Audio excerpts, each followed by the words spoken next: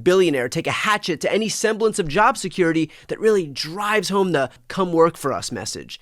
Now, Trump himself was asked about the feud and, of course, pretended it didn't happen. Yesterday, some details have come out about your cabinet meeting with Elon Musk and some clashes potentially between Secretary Rubio and Secretary... No clash. I was there. You're just a troublemaker. And you're not supposed to be asking that question because we're talking about the World Cup. Elon gets along great with Marco, and they're both doing a fantastic job. There is no clash. Mr. President, bottom line... Who are you with? Who are you with? NBC. Oh, no wonder. That's enough. NBC. Who has more authority, Elon Musk or the cabinet secretary? Any other questions about the World Cup? Although something Elon did might have already tipped his hand. According to an account that tracks the follows and unfollows of Elon's Twitter account, Elon apparently just started unfollowing Sean Duffy. So either it's true that the world's second most thin-skinned man got into a fight and showed it by throwing a little temper tantrum and unfollowing his former friend, or it's just one big coincidence that Elon just so happened to unfollow a Trump cabinet secretary apropos of nothing 5 minutes after the New York Times reported that they got into a fight. Take all the time you need with that one.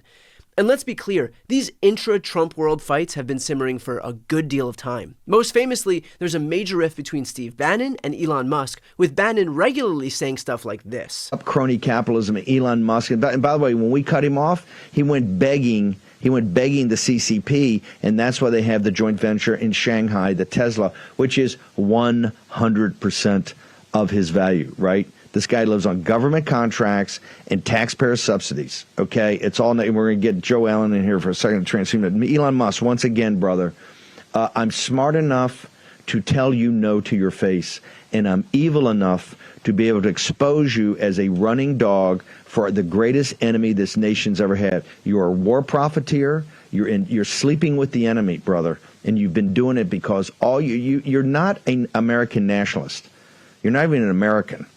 All you are is a globalist, okay? A globalist. And you will go where anybody writes you a check, and you would take it from Adolf Hitler himself because you're taking it from people that are as bad as Adolf Hitler. I mean, I think until Elon Musk starts letting back on the true anti-CCP people that he keeps blocked off there, myself included. Not that I want to go on there. Oh yeah, no. He's owned by the Chinese Communist Party. What are you talking about? Tesla, his only thing of real value is Tesla. He uses it for margin loans. He sells the stock. The Shanghai joint venture is 100% controlled by the CCP. This is why he never goes after the CCP. This is why he always backs off. This is when they had the protest. They had the protest about the lockdowns of COVID. He will not do it. Elon Musk is a total and complete phony. He is in bed in a business partner. He's done some good stuff, letting stuff out. With Taibbi and others, it's fine. But he is owned lock, stock, and barrel by the Chinese Communist Party, and he acts like it. And to his credit, Bannon's telling the truth about Elon being owned by China. For example, remember that very first spending bill that Republicans passed when they took the majority? The one that Elon pressured them to initially kill? Yeah, that's because the original version had included a provision to screen and regulate U.S. investments in China. That provision was gone once that final bill was actually passed. That's because Elon is deeply ingrained in the Chinese auto market, and Tesla's success is reliant on being able to continue doing business there. So for all those suckers who think that Elon's just being a patriot for the United States of America, yeah, not so much. Elon is looking out for one person, Elon.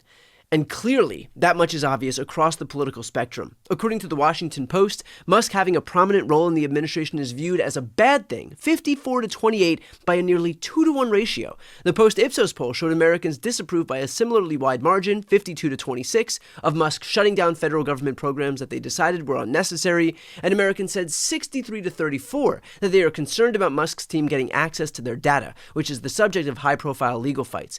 Even 37% of Republican-leaning voters said that they're at least somewhat concerned about Musk getting their data. So when the cabinet secretaries start to get testy with their co-president Elon Musk, it is for good reason. He is an unelected bureaucrat enacting a wholly unpopular agenda that the rest of this administration, including the secretaries themselves, are getting blamed for.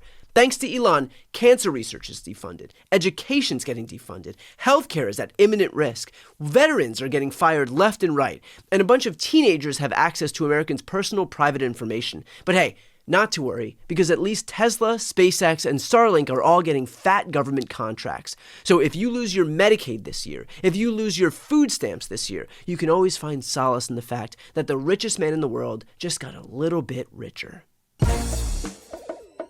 Before you go, just a quick note, if you'd like to see more of my content, which is always free of advertising, sponsorships, and paywalls, please make sure to subscribe to this channel using the subscribe button right here on the screen.